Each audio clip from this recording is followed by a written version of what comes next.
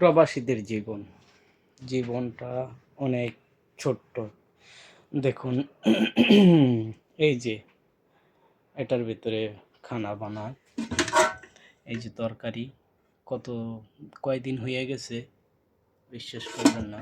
এই যে সিলিন্ডার, এই যে রুটি, এই যে চায়ের ফ্লেক্স, এই যে আচার, অনেক কিছু একই জায়গার ভিতরে।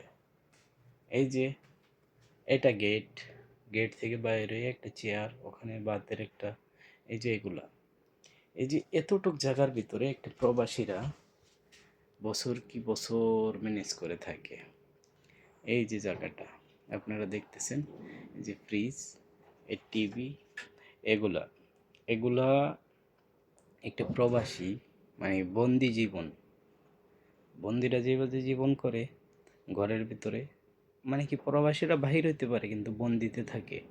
এই যে দেখুন, একটা সিট ওপরে একটা সিট, দোতলা, এই যে সিঁড়ি দিয়ে ওঠা হয়, এই সিঁড়ি দিয়ে ওঠা হয়, ওঠার পরে দোতলা সিটে যাওয়া যায়। তো এই যে প্রবাসীদের কাপড় রাখার জায়গা, বুঝতে পারছেন? এই যে প্রবাসীদের কাপড় রাখার জায়গা। আর এটার নিচে, খাটের নিচে তো ভাষায় প্রকাশ করার মতো না, আনলোড হয়ে আছে সব।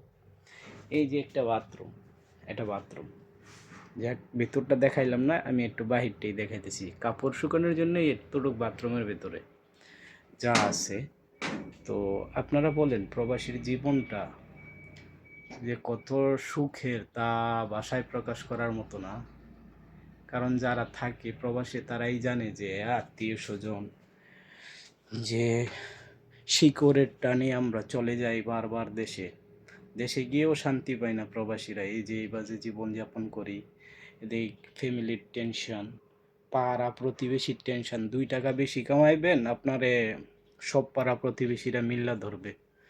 তো এটা আপন ভাই হতে পারে, চাস্তো ভাই, জ্যাঠতো ভাই, মামতো ভাই হবে না, চাস্তো ভাই, জ্যাঠতো ভাই, এগুলাই পাড়াতো ভাই, এগুলাই আপনারে যাইতে ধরবে। কারণ প্রবাসীরা এত টাকা কামানোর পরও প্রবাসীরা মূল্য পায় না, বুঝছেন? আমরা সেই প্রবাসী।